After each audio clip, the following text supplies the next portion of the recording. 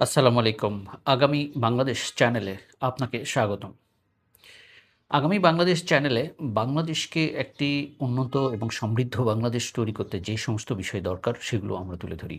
এর ধারাবাহিকতায় আজকে আমি তুলে ধরতে চাই দূরদৃষ্টিসম্পন্ন নেতৃত্ব বা ভিশনারি লিডারশিপ। বাংলাদেশের জন্য কী ধরনের দূরদৃষ্টিসম্পন্ন লিডার দরকার সে বিষয়টা আমি তুলে ধরতে চাই। দূরদৃষ্টিসম্পন্ন লিডার কেমন সেটা যাওয়ার আগে আমি আলোচনা করতে চাই চায়নাকে চেঞ্জ করেছেন যিনি, আধুনিক চায়নার আর্কিটেক্ট যাকে বলা হয়, এই ব্যক্তি সম্পর্কে আমি একটু কথা বলতে চাই।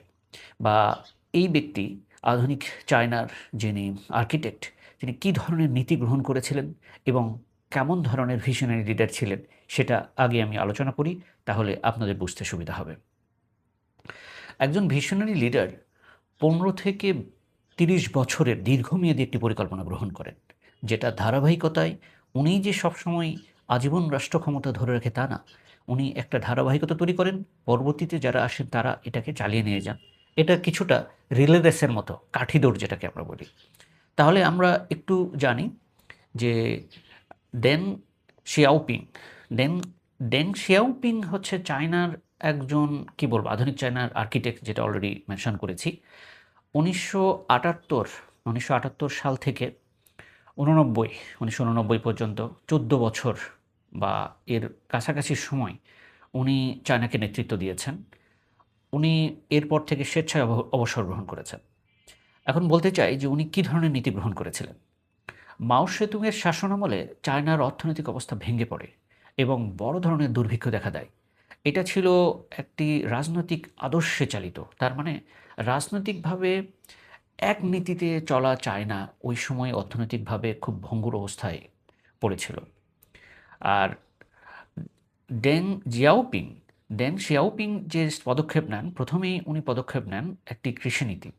এই কৃষিনীতি ছিল যে জনগণ বা রাষ্ট্রের যে সমস্ত কৃষক কৃষিকাজের সঙ্গে জড়িত, তারা রাষ্ট্রের পুরো অধীনে না থেকে তারা স্বাধীন মতো কাজ করবেন এবং রাষ্ট্রের যতটুকু মালিকানা ১৫% এটা ফিরিয়ে দিবেন। ফলে তাদের কাজের মধ্যে প্রতিযোগিতা বেড়ে যায়, অনেক কর্মঠ হয়ে ওঠে এবং কৃষিতে বিপ্লব ঘটে, ব্যাপক পরিবর্তন আসে। সুতরাং ডেন শিয়াওপিংয়ের এই কৃষিনীতি চায়নাকে কৃষিক্ষেত্রে আমূল পরিবর্তন করেছিল।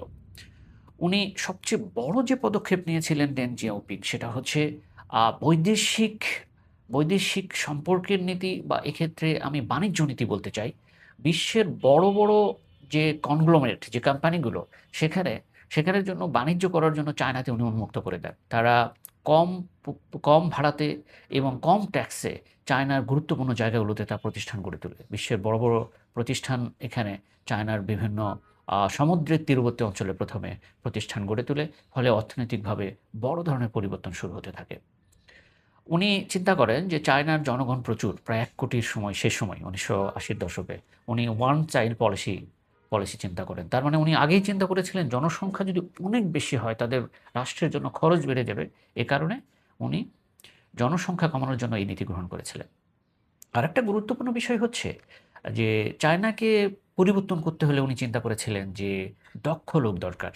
দক্ষ, প্রযুক্তি ক্ষেত্রে দক্ষ বিশেষ করে। সুতরাং উনি চিন্তা করেছিলেন যে 50% লোককে যদি পলিটেকনিক শিক্ষায় বা টেকনিক্যাল এডুকেশন দেওয়া যায় তাহলে প্রচুর দক্ষ লোক পাওয়া যাবে। সেই চিন্তা করেই উনি একটি নীতি পূরণ করেছিলেন। পুরো দেশব্যাপী একটা ন্যাশনাল বড় পরীক্ষা হতো। এই বড় পরীক্ষার মাধ্যমে উনি ফিল্টারিং করে ৫০% যেহেতু বিশ্ববিদ্যালয়, বাকি ৫০% টেকনিক্যাল এডুকেশন পেত। এই টেকনিক্যাল এডুকেশন যারা পেত তারাই কিন্তু চায়নাকে বড় ধরনের পরিবর্তন নিয়ে এসছে। তার মানে আমি ৩ টা বা ৪ টা এখানে মেনশন করলাম। আরেকটা নীতি যদি বলি, বৈদেশিক নীতি, তারা বৈদেশের বিভিন্ন ক্ষেত্রে বিভিন্ন দ্বন্দ্বে না জড়িয়ে তারা পরিশ্রমকে গুরুত্ব দিয়েছেন। সুতরাং এক্ষেত্রে যদিও চায়না কমিউনিস্ট, এখানে জিয়াওপিং যে বা শিয়াওপিং আমরা উচ্চারণ এখানে বলতে পারি। শিয়াওপিং যে নীতিটা গ্রহণ করেছিলেন, এক দেশ দুই নীতি বলা যায়। অর্থাৎ দেশটা কমিউনিস্ট কিন্তু অর্থনীতির ক্ষেত্রে পুঁজিবাদী। উনি এক্ষেত্রে একটা গুরুত্বপূর্ণ কথা বলেছেন, সেটা হচ্ছে বিড়াল কালো না সাদা এটা বিষয় না। বিষয় হচ্ছে ইঁদুর ধরতে পারে কিনা। তার অর্থ হচ্ছে যে সমাজতন্ত্র না পুঁজিতন্ত্র এইটা মূল বিষয় না। মূল বিষয় হচ্ছে দেশের মানুষের অর্থনৈতিক মুক্তি হচ্ছে কিনা। তো এটা খুব গুরুত্বপূর্ণ একটা বিষয়। সো এই যে উনি যে নীতিগুলো গ্রহণ করেছিলেন, শিক্ষানীতি, কৃষিনীতি, বাণিজ্য নীতি, তারপরে এক দেশ দুই নীতি, এই সমস্ত নীতি আরোপের ফলে চায়না সাঁই করে অর্থনৈতিক উন্নতি হতে থাকে। কিন্তু পরবর্তীকালে কিছু লোকের অসন্তোষ দেখা দেয়। মানে এক্ষেত্রে কিছু দুর্নীতিও লাস্টের দিকে তৈরি হয়। কিন্তু তার যে নীতিগুলো এটাকেই সুদূরপ্রসারী বলতে হবে। পরবর্তীকালে এক্ষেত্রে জিয়াং জেমিন অথবা তারপরে হু জিনতাও এবং শি জিনপিং উনার ধারাবাহিকতায় উনার যে নীতিগুলো এগুলো চালিয়ে নিয়ে গিয়েছেন। ফলে চায়না এখন বিশ্বের অর্থনীতির দ্বিতীয় শক্তি, দ্বিতীয় পরাশক্তি। আর চায়নাকে বলা হয় যে ফ্যাক্টরি অফ দ্য ওয়ার্ল্ড। ওয়ার্ল্ডের সবচেয়ে বড়, বড় কোম্পানিগুলোর প্রোডাকশন কিন্তু এখানে হয়।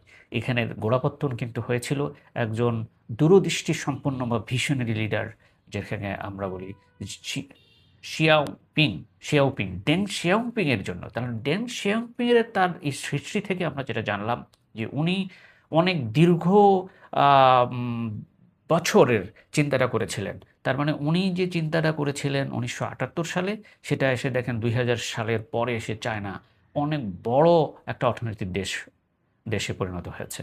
তার মানে আমাদের দেশের জন্য এরকম একটা ভিশনারি লিডার দরকার, যিনি একটা দীর্ঘমেয়াদী পরিকল্পনা করবেন ১৫ থেকে ২০ বছর। ১৫ থেকে ২০ বছরের পরিকল্পনা করে দেশের যে সমস্ত ইস্যুস রয়েছে, শিয়াওপিং চিন্তা করেছিলেন ওই সময় সবচেয়ে বড় ক্রাইসিস কিন্তু ছিল চায়নার ক্ষেত্রে, আম কৃষি ক্ষেত্রে বা অর্থনীতির ক্ষেত্রে। ঠিক আমাদের দেশে এক্ষেত্রে অনেক বড়, বড় কিছু সমস্যা রয়েছে। এক্ষেত্রে শিক্ষার ক্ষেত্রে রয়েছে, অর্থনীতির ক্ষেত্রে রয়েছে, আইন-শৃঙ্খলার ক্ষেত্রে রয়েছে, সর্বোপরি প্রযুক্তির ক্ষেত্রেও রয়েছে। এই সমস্ত চিন্তা করে আমি একটা এক্সাম্পল দিই। বাংলাদেশে সরকারিভাবে যে সমস্ত কারখানা বা ফ্যাক্টরি রয়েছে, বিশেষ করে বিসিআইসির কারখানাগুলো, পেট্রোবাংলার কারখানাগুলো, অ অথবা পেট্রোলিয়াম, এক্ষেত্রে আমরা বলি যে ইলেকট্রিসিটির ক্ষেত্রে যে সরকারি অফিস বা সরকারি কারখানাগুলো, তারপরে ফোর্ড এবং জুট মিলের ক্ষেত্রে, এর তথাপরি সর্বোপরি যোগাযোগ ব্যবস্থার ক্ষেত্রে আমরা বলি বিআরটিসি অথবা রেলওয়ে, এই সবগুলো খাত দেখুন আম লসে আছে। সুতরাং আমাদেরকে এই সমস্ত খাত রিফর্ম করা দরকার। কোন পলিসিতে যাবে এটা একটা সুদূর প্রসারী পরিকল্পনা করতে হবে। সুতরাং দূরদৃষ্টিসম্পন্ন নেতৃত্ব কিভাবে বাংলাদেশকে পরিবর্তন করতে পারে, শিক্ষাকে আমূল পরিবর্তন করে, দক্ষ লোক তৈরি করে এবং যে সমস্ত খাত লসে রয়েছে সেগুলোকে রিফর্ম করে একটি ভালো রাষ্ট্র, যেটাকে আগামী বাংলাদেশ আমরা সাকসেসফুল বা সফল একটি রাষ্ট্রের দিকে আমরা যেতে পারি। যাই হোক, আজকে খুব সামান্য একটু বিষয় তুলে ধরলাম। যদি আপনাদের ভালো লাগে তাহলে কৃতার্থ। আর যদি আপনাদের কোনো কমেন্ট থাকে, কোনো মন্তব্য থাকে, এখানে কমেন্টে লিখতে পারেন। সবাই ভালো থাকবেন। সকলের জন্য শুভকামনা। আসসালামু আলাইকুম।